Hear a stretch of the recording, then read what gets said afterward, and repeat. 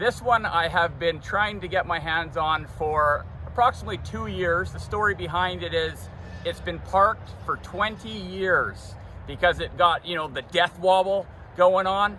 So we're gonna have to source that out, but it is a super desirable truck. Come take a look.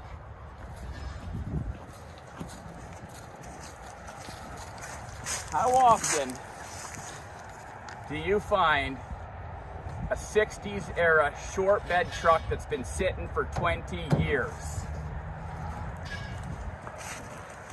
Look at this. Dubs Kustoms is taking it home today. So, what I was told, can't see much right now, but I can see it. They've done some major kind of fab work in here, probably trying to stop the death wobble. So we're gonna have to put it up on the hoist and check it out. But it's all in all in not too bad a shape. Like I said, sitting here for 20 years. I think it's got a different front end on it because I don't think it was supposed to be the dual headlights. Don't quote me on that, but I think as a 62, I believe I was told it should have single headlights. Still looks beautiful though. Under the hood, there's supposed to be a small block 350 LT1, so we'll check that out. This side's probably the worst for wear.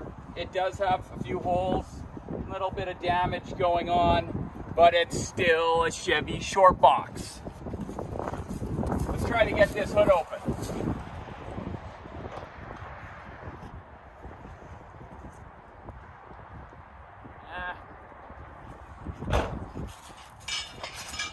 It's always a mystery every time you come up on one of these vehicles. Where are the latches?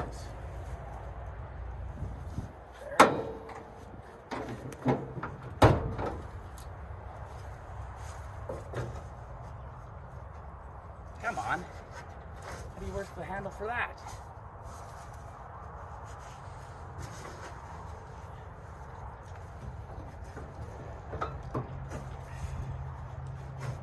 Oh, come on.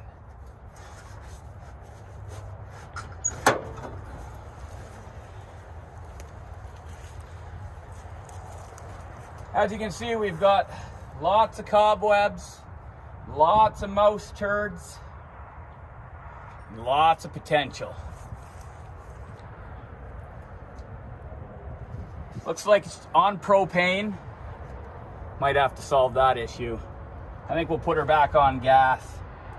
If you guys remember the Battle Act, I don't have a whole bunch of knowledge on propane systems, so might be better off to just put old carburetor on this thing like I should have done on the Battle Act back in the day. It would have performed a lot better.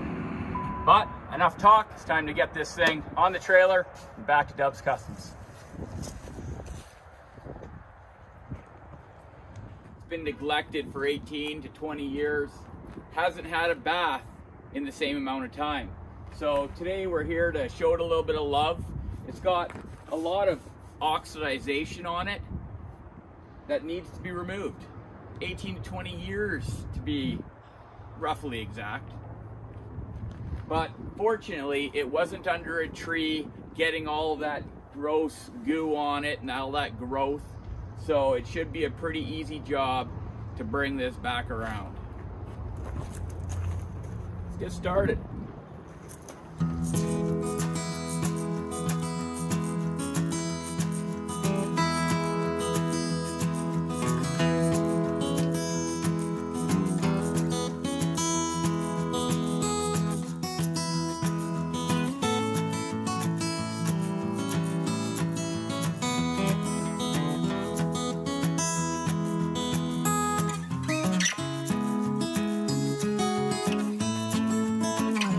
Bath in 20 years. Looks beautiful. There's lots of road rash on this truck, but that's okay. I prefer it wears scars with pride for a while instead of in shame, so we're gonna rock this truck just the way it is. was painted orange. I believe only the front end and cab. I don't see any orange coming through on the box. If I did, I would probably be kind of rubbing through the blue to get into the orange. Just have a look at that beauty. Perfect timing. Nice sunset. What could be a beautiful engine. Get a little closer look. We've got years of grime to wash off. But with a little bit of TLC, care and attention, looking good as new.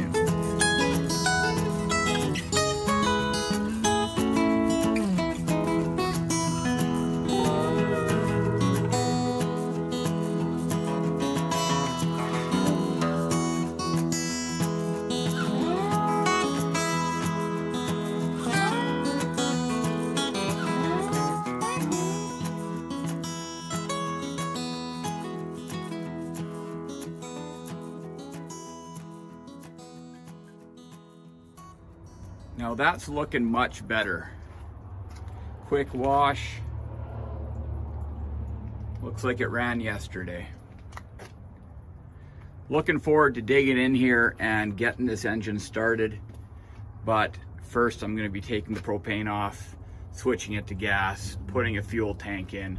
It's going to take a little bit to get this truck road ready, but definitely want to be driving it before summertime.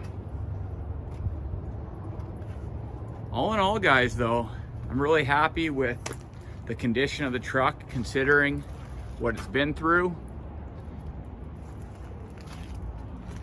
The wash turned out good. I found a few more little spots that I'm gonna have to kind of clean up a bit, but all in all, for its age, man, it's looking good. Next thing to tackle is in here.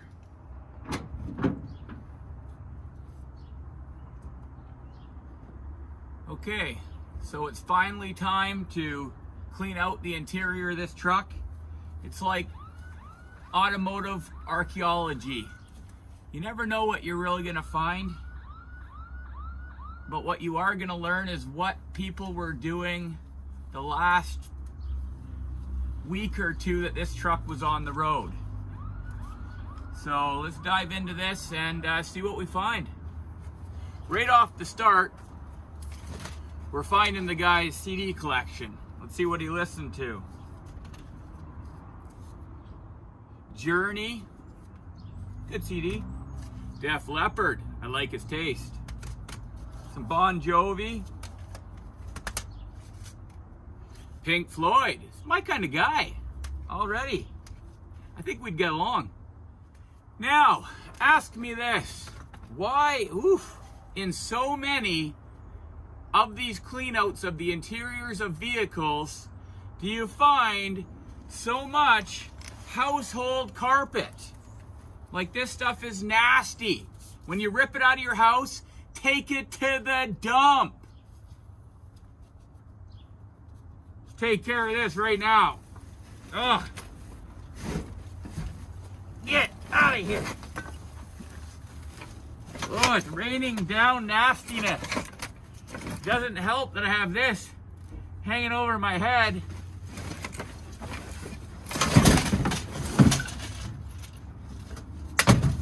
Just mouse poop everywhere.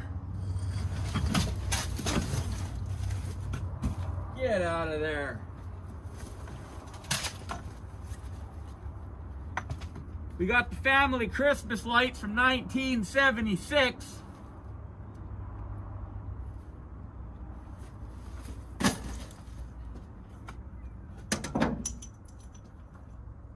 Well, might need that. That's one of the side view mirrors for this truck by the looks of it. That's a keeper.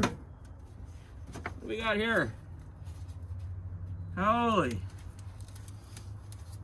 Somebody's leather hat from back in the day, seen better days. The sun obviously just cooked this bad boy.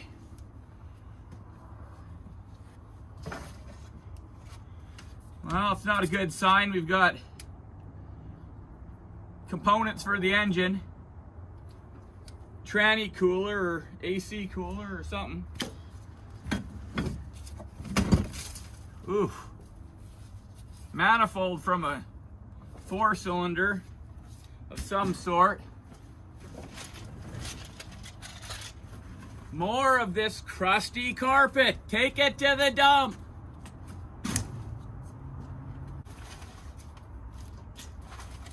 Score. Always need zip ties in the shop. Keeping those.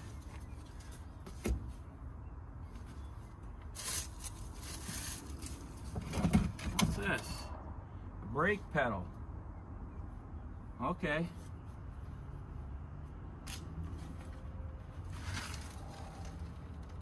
Well, that's good.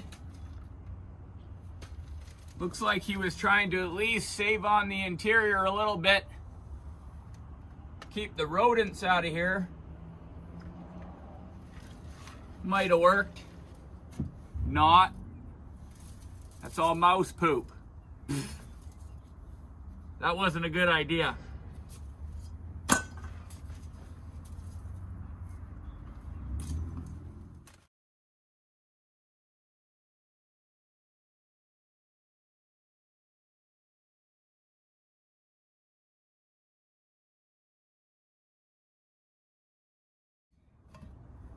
Frying pan.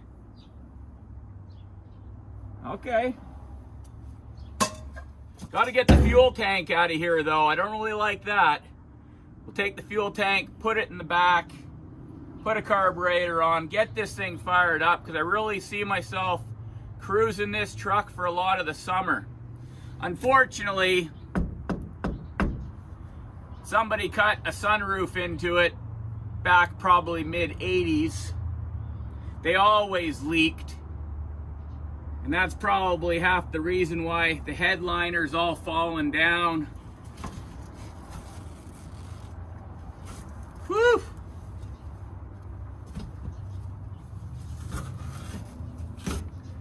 We'll get this out of here now.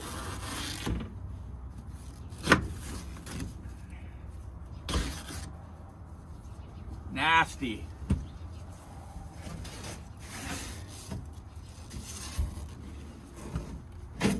This truck was probably pretty nice in its heyday, back when somebody put these seats in here, but now, pretty nasty. I'm curious to know what's under these carpets because these aftermarket sunroofs always leaked, so the floors are quite, oh! They look pretty nice. But what I can see so far, this truck, because it wasn't under a tree, it was sitting beside the guy's house, pretty open, you know, not much growing around it. So far, it seems like it's in really good shape. I know I've got work on the steering box, because when I show you guys that, you guys will be just blown away that somebody actually drove this thing after they did the repair. It is, just wait till you see it. I'm gonna get a garbage bag. I'll be right back.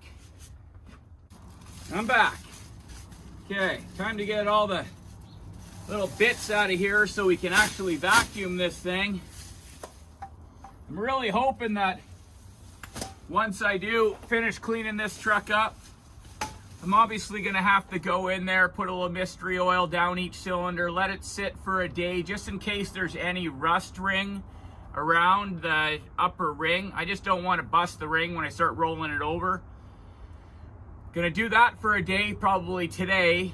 So tomorrow I can start rolling it over, put the carburetor on, maybe fire it up just with electric fuel pump just to make sure I got a good running engine, and then spend the money on new fuel tank and all that stuff that I can mount underneath the truck, back where the propane cylinders are, and start cruising this thing, hopefully.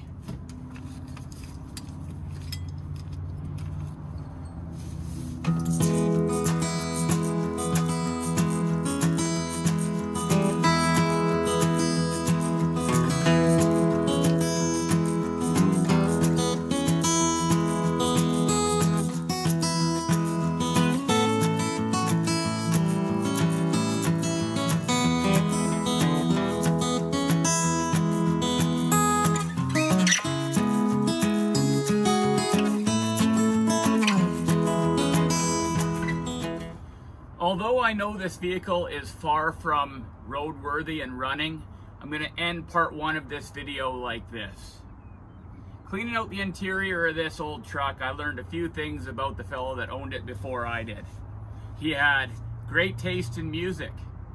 He must have been doing some kind of house renos and wanted to store some of his carpet in here. Or possibly, maybe he was going to change this old black carpet to gray, maybe? I don't know. But either way, the truck looks to be in very good shape. There is a hole in the floor down on the driver's side. Very minor, easy for me to fix. I'm gonna pull the carpet and everything out, clean all these wires up, obviously, but that is gonna be at a later date. Right now, I just need to get the engine running so I can be one step closer for taking this beautiful old truck on its first cruise in 20 years.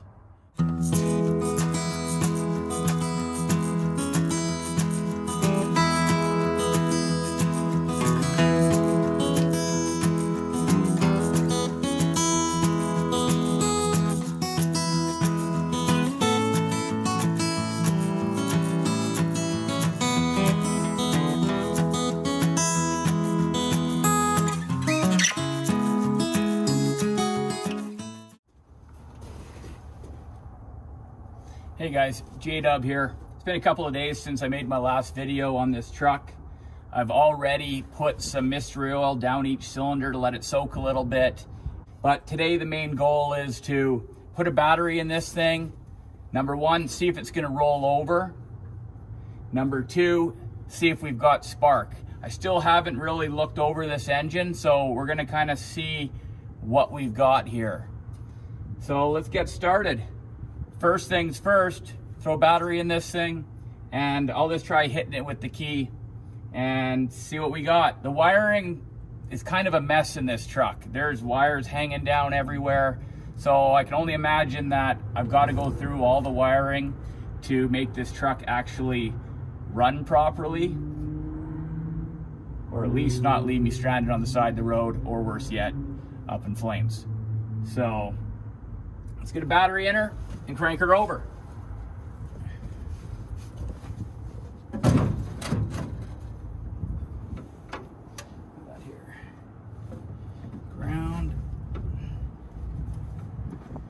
Yeah, you can see here the connections are pretty poor, but for now we just want to test the starter, because usually when I buy one of these old trucks that's been sitting for a long time and I'm personally going to keep it for a while, I don't really risk being stranded on the side of the road with a faulty starter or a bad brake booster or whatever. So I usually change on things like the starter. I kind of collect them, so I've got a few good ones around.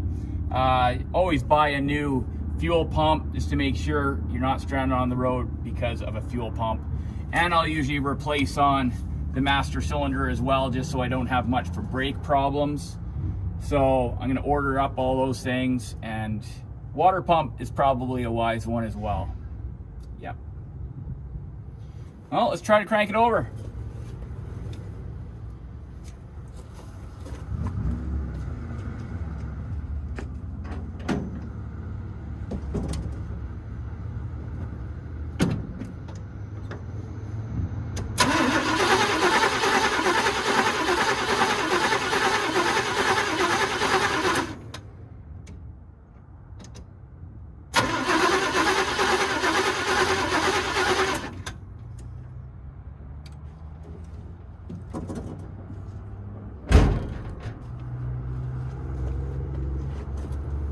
Okay, well that's a plus. Somehow we're making enough connection through these crappy wires to actually kick that starter, so that's good. Now that we've got that, obviously we're one step closer to getting this motor fired up, but we need to make sure we've got spark. If we don't have spark, this thing's not gonna run. So let's dive into this.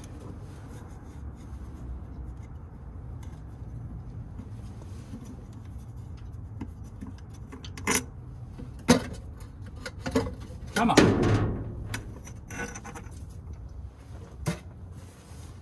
Good old propane system.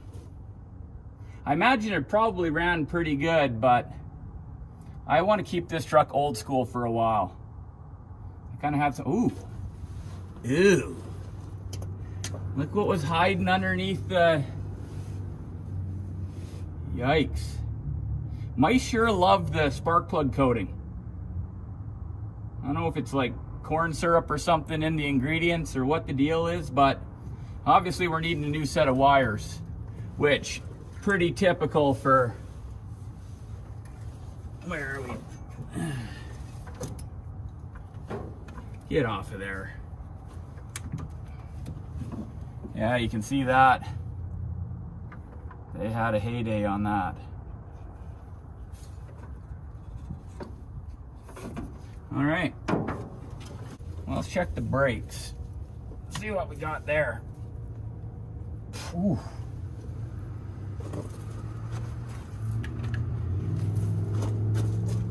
Let's see if this will do it. Oh, ouch.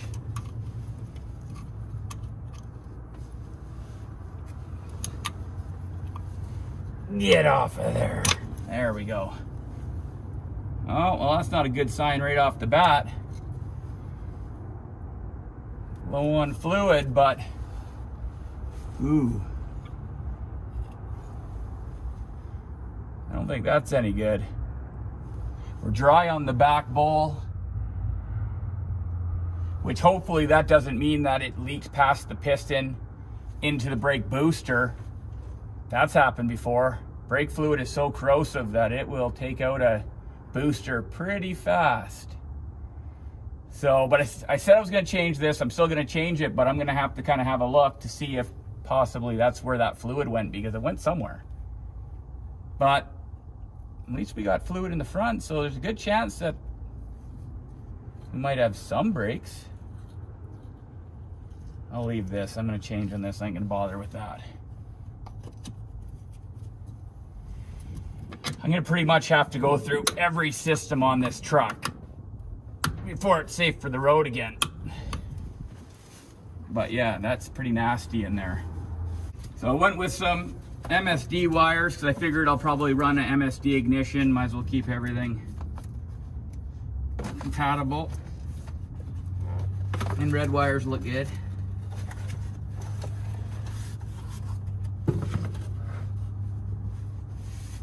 At some point, after I get this thing running, I'd really like to put some heads on it and give it a little bit more power. But for now, let's just see how this motor runs, how the bottom end is, because I have been hoarding a bunch of small block 350 parts, speed parts, for a while. And this might be the truck to use them on. So fingers crossed it runs pretty good. I did look up the numbers on the block, and it's just a run-of-the-mill 350. I'm going to look up on the front of the block here to see kind of what it came out of, but by the sounds of it, it just came out of a car or a light truck type thing, and most likely is a 2-bolt main, which is unfortunate, but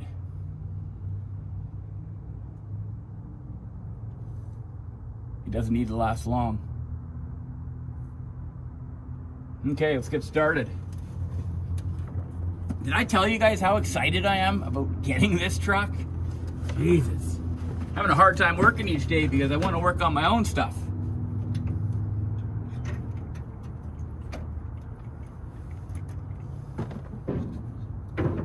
All right. This is a pre-terminated kit, so it's not going to fit as nice as if they were only terminated on one end and still had some adjustment and cut and, you know, crimp yourself. But that's okay. Let's start on number 1 here.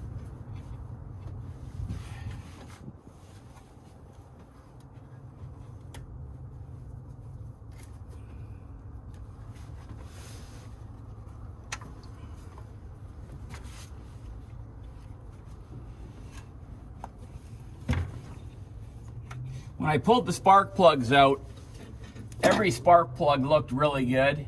Obviously, they're probably extra clean because of it ran last on propane. But when I got to cylinder 5, it had some crud on the end of the spark plug. Now, I kind of think it was just dried gas, but that's the only cylinder that you know, had something a little bit fishy, but it was so soft and it wasn't rust or anything. So I think it's gonna be just fine. But we won't know until we fire it up, will we, fellas? All right. I think I'm just gonna time lapse this just to whip through this installation, and I'll talk to you guys after.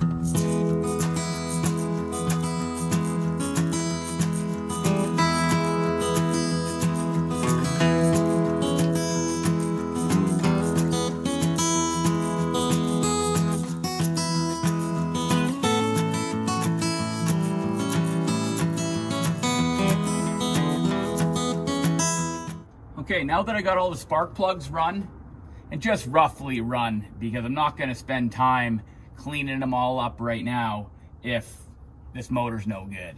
So they're all hooked up, that part's good. Now it's time to figure out if we've got spark. So I brought my handy dandy tester over, and right off the hop, what I'm gonna do is I'm gonna test the wire coming into the distributor to see if it has power with the key. Just give me a second, we'll hook this up.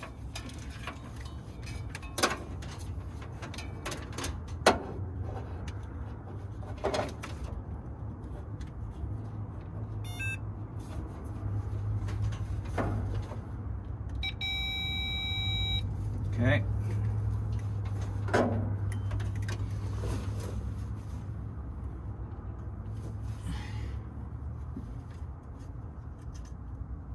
Come on. There you go. There we go. So this big wire right here is what's going to energize the coil to give this truck spark. So the key is off right now and we've got nothing. So that's exactly what we should have. Let me go turn the key on.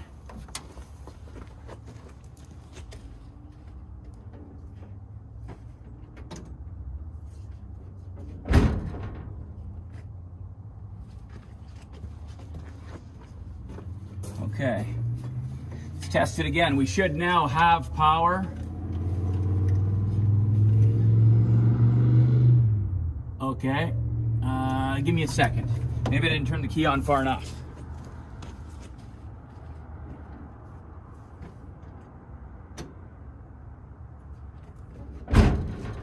Key's a little sticky, so I think it had to go a little bit further.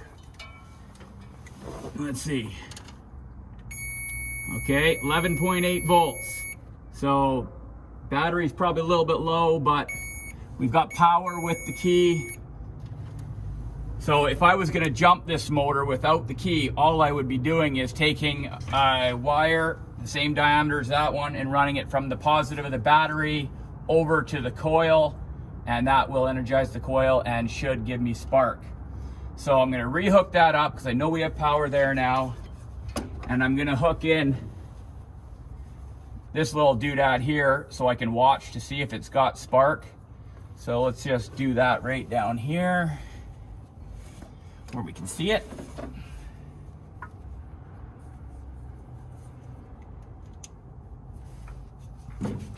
I don't want the engine to start, and obviously it won't because I'm sure it has no fuel, but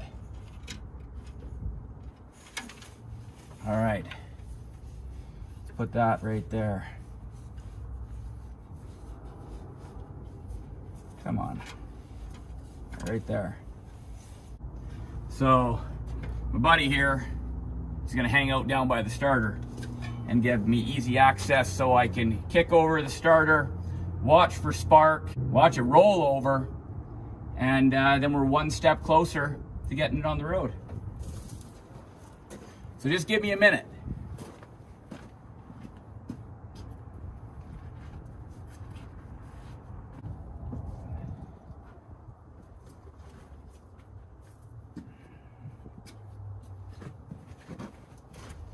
Okay, so there we go, lights on, so we've got power. So when I push this button, it should technically roll over, and if the spark is working correctly, this should start lighting up. So that'd be cool. We'd be a hell of a lot closer to firing this thing up, because all we would need after that would be fuel. Fuel's going to be the biggest job, because obviously I don't want to go and put propane in this thing. I doubt it has anything in it. So I'm thinking about just taking it off and putting a carburetor on, and then maybe running it with a jerry can and electric fuel pump just to fire it up, and then get a relocation tank and get the one out of the cab and blah, blah, blah, blah, so on and so forth. Sooner or later, I'll have everything checked off the list, and this thing will be able to cruise down the road safely. But we're a long ways from that, so enough rambling. Let me go turn the key back on, give 12 volts to the distributor in the coil, kick this over, and see if we get a spark.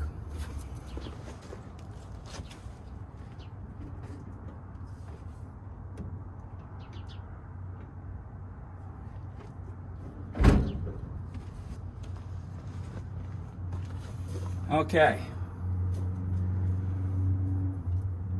Let's give her a go.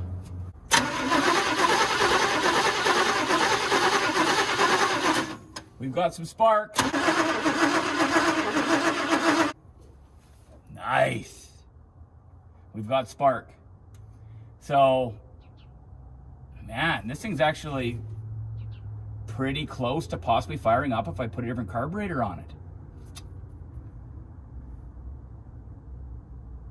Yes.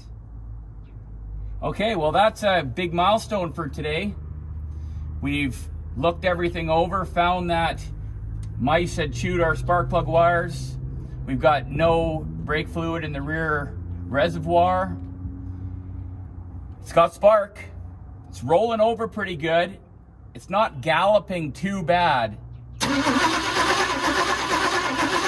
Little bit, you know, so it's compression's pretty even, maybe just a little bit off, but all in all, pretty good.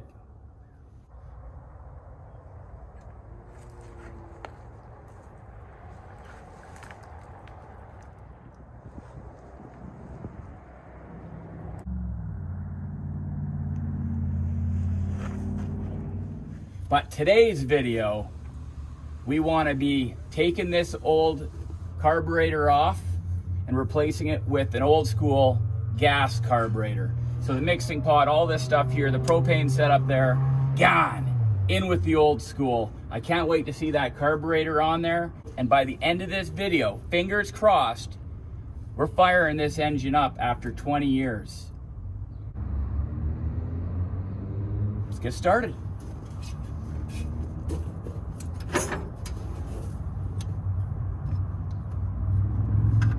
One of my favorite parts about working on cars is swapping out parts for better parts, shinier parts.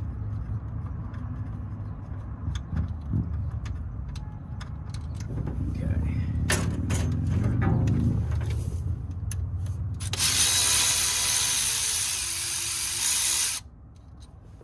Power tools are so great.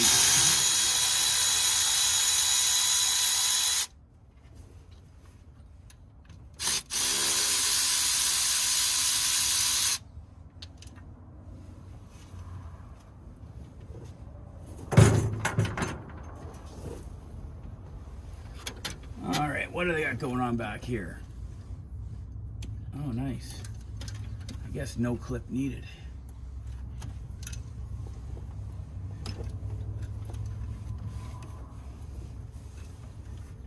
All right, well, that didn't take long. What do we got here? Get off of there. Oh. Okay guys, I'm gonna go get a screwdriver. I'm gonna time lapse the rest of this so I can show you guys how quick and efficient I am. And I'll come back around and chat with you guys after.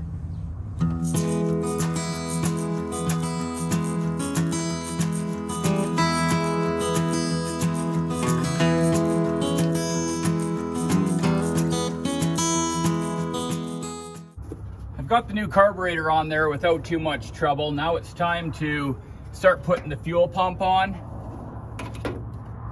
because we definitely need one of those to run. I've already taken the cover off and And I'm glad to see that the rod's still in there. That'll speed this up just a little bit. Another thing I almost forgot to do is a little bit of grease. Put a little grease on the shaft to hold it up.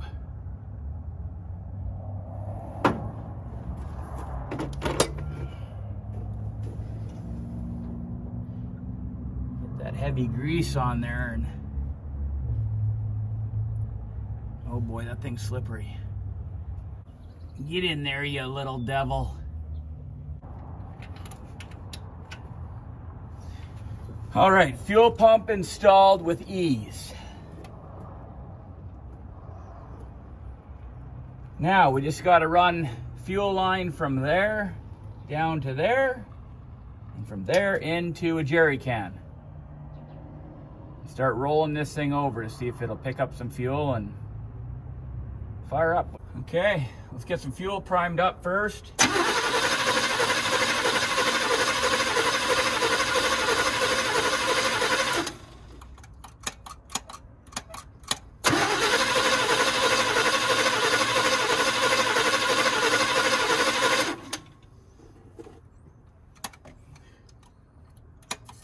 Oh, we got fuel there.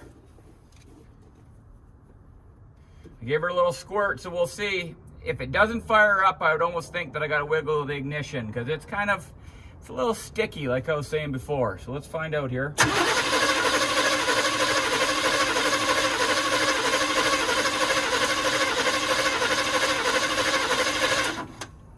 Okay, I'm gonna say we got nothing. So I'm gonna go.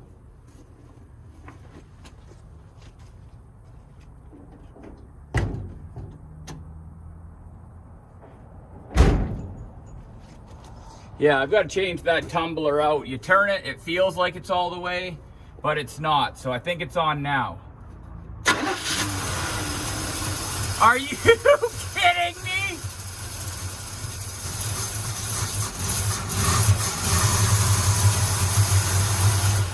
Almost idling on its own after 20 years, just like that. Oh, we got a fuel leak. We got a fuel leak. That's excellent.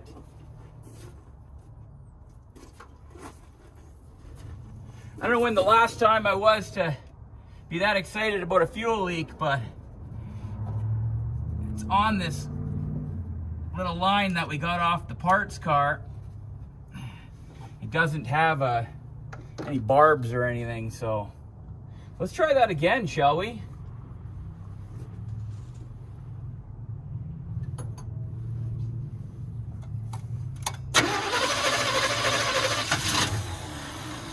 Come on, baby. Ooh.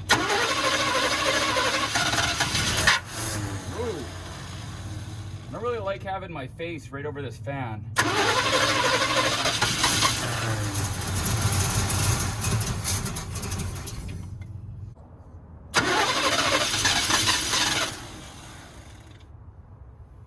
What am I missing here?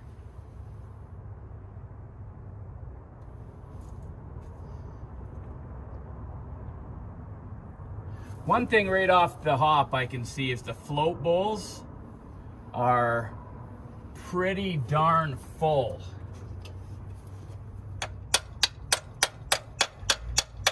So maybe there's a stuck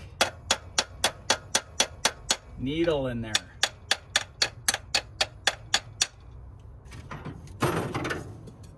Yeah, because this one here is definitely way over full. That one's pretty high. That's got to be what's going on. We're flooding it.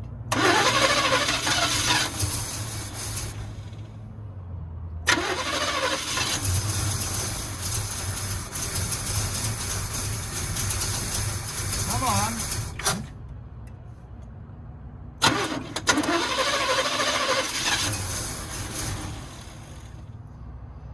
Okay, there's got to be something else going on. Those float bowls, usually it's about center of the glass, and we're top of the glass on both bowls. I feel like that could be a little bit of an issue.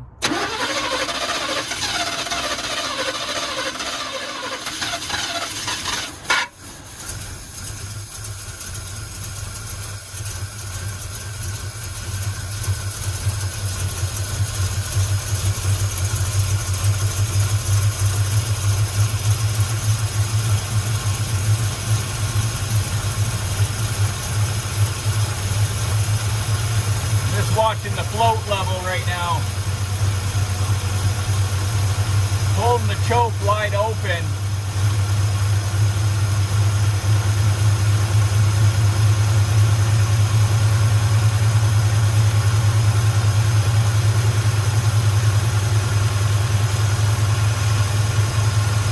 It's running, just not that well. Woo.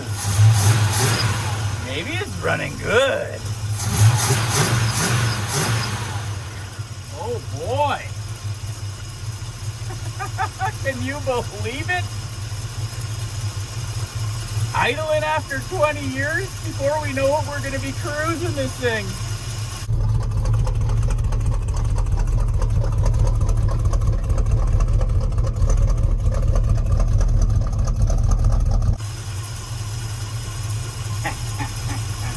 I love it.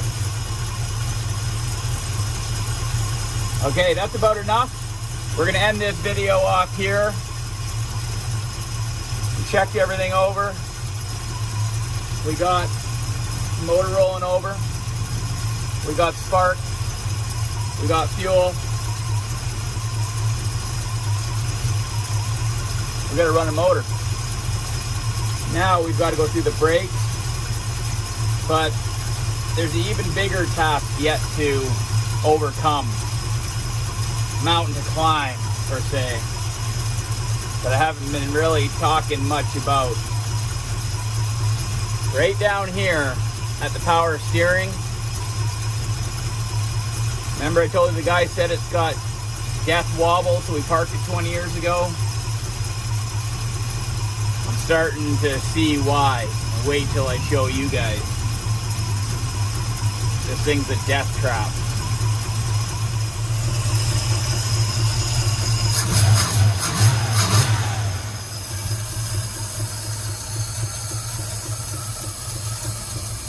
Come on, baby. Don't make me look like that.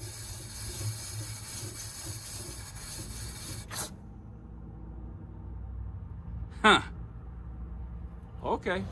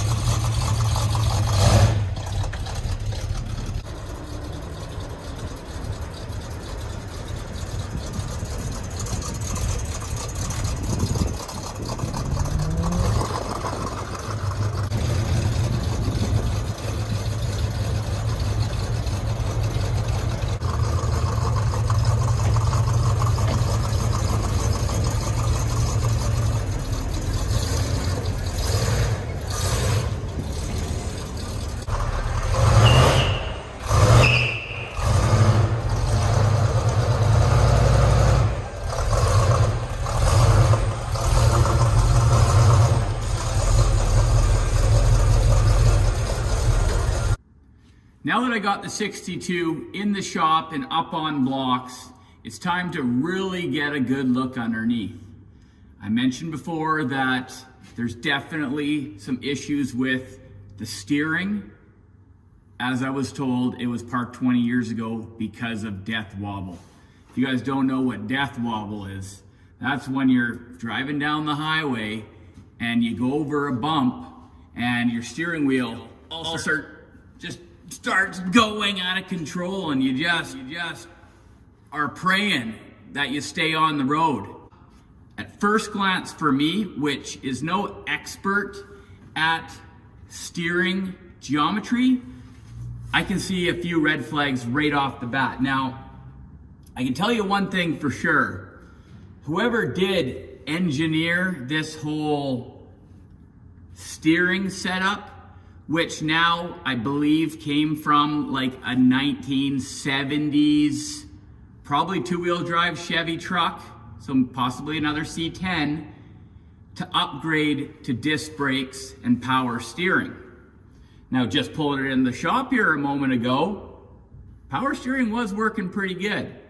Right off the bat, I'm going to show you guys what I see right here. And now, I have to warn you, you have to prepare yourself for this, because this guy that did this, he had some kahunas, because he was willing to get behind the steering wheel of this old girl after he did all of this. That takes a special kind of human being. Have a look at this. Now right down here, there's a few plates and a dozen or so washers. And that right there is the steering box. And what's going on here is they've sandwiched all these plates and the steering box against the frame with that bolt there and I think that bolt there. Let's go underneath the other side to see if there's any more bolts. As we roll down here,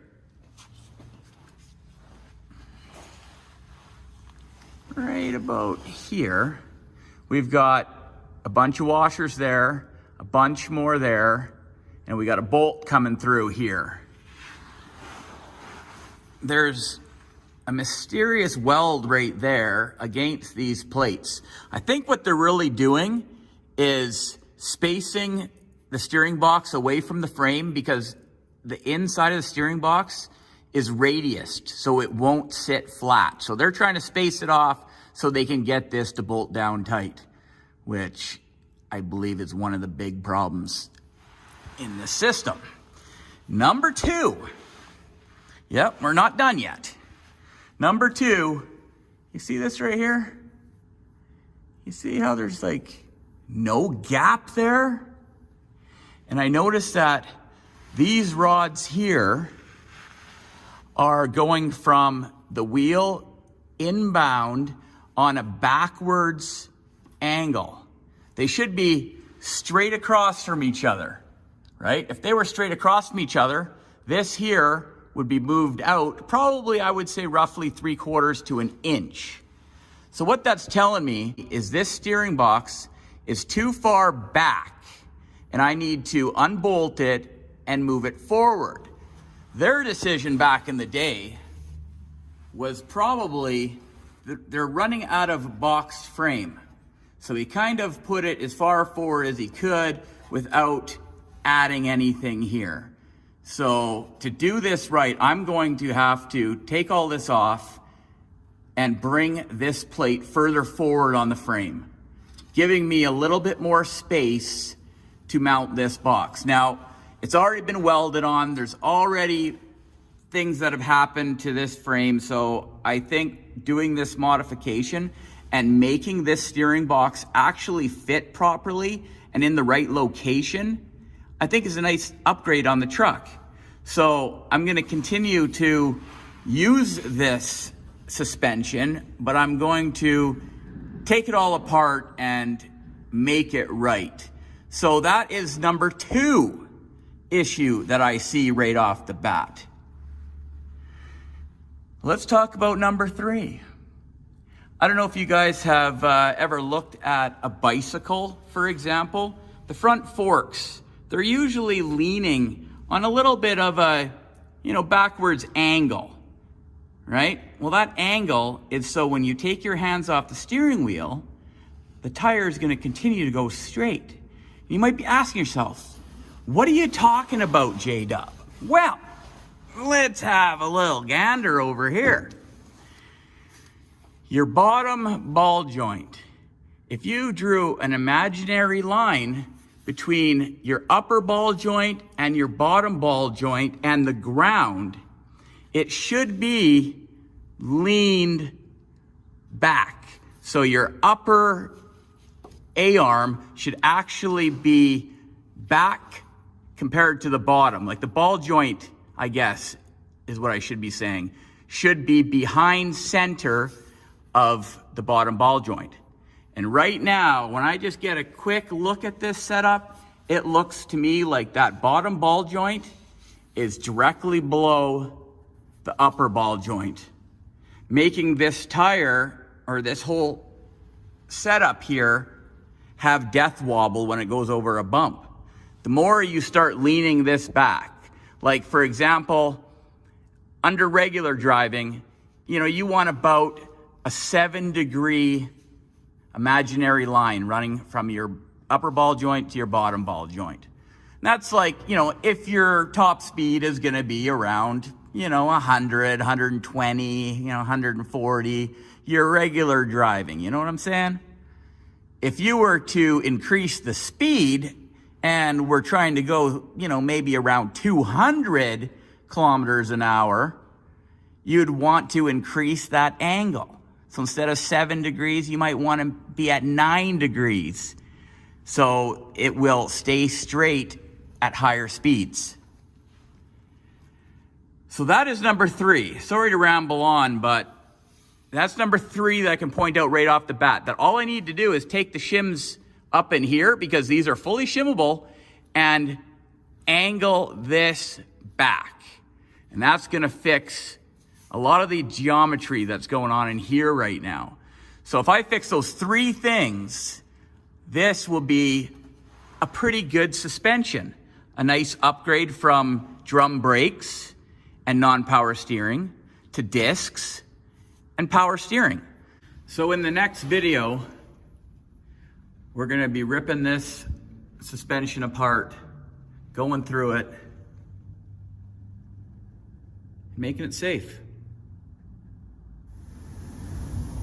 We've got minor surgery going on behind closed doors today at Dub's Kustoms on our 61 or 2 Chevy short box.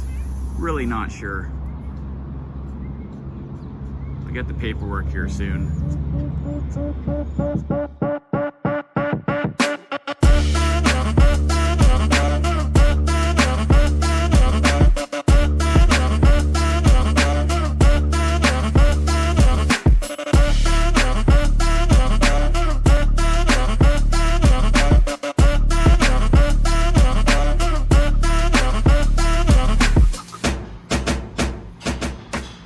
Now that I've got the front clip off, you can see a little bit closer how this is running kind of on a backwards angle, and it should be a little bit more straight. Not perfectly straight, because these rotate in an arc, and so does this. So this is always going to change angle, but we do want to take this off, relocate it about 3/4 of an inch further forward to help straighten that out, and to help with this. You can see we're rubbing pretty hard there.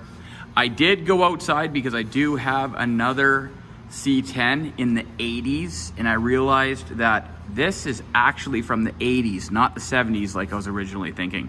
So I can go out there and get some of the numbers as far as where this was located on the original frame compared to the cross member. So that's a plus. But for starters, I need to box this in and then cut this outside off, pretty much restructure this whole area to be able to fit this power steering box like it was meant to be there from the factory in this location without that rubbing. So I got a little bit of work ahead of me.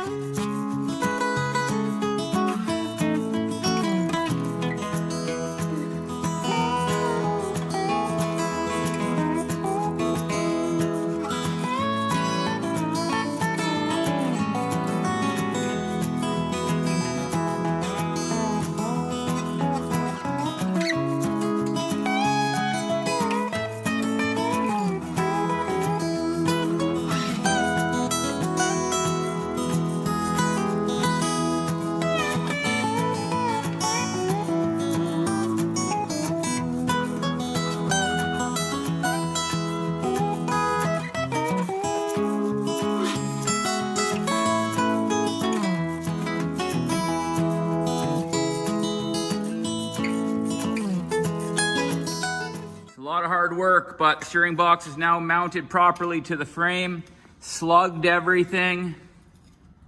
Turned out pretty good. This is like a medium to hard type modification, but we got her done.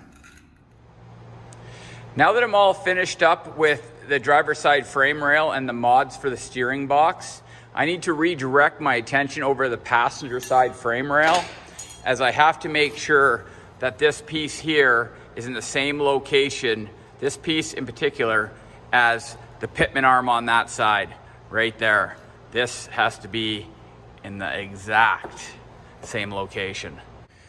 Now that we've got the first and second mod complete, and we've resurrected all the problems in this area, we're gonna move on to the upper A-arms. We're gonna loosen up the 2 bolts here and do the old swap-a-rooney on a few of the shims and see if we can't fix this and get rid of death wobble in this truck forever.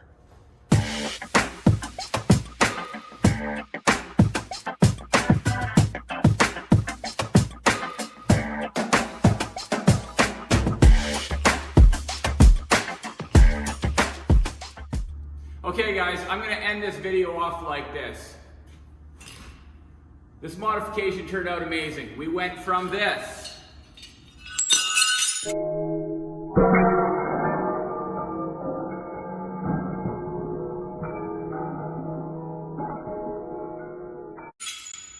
what you see before you now. Something that absolutely had to happen. We finished something that somebody started a whole bunch of years ago. And in all reality, it's, I'm sure, what took this truck off the road all those years ago. But now we have resolved all the problems. And of course, we still need to take it in for a wheel alignment, and we'll be doing that once we get the front clip together. And we got a ways to go yet. That's what I'm trying to tell you. So I appreciate you guys following along. Till next time, peace.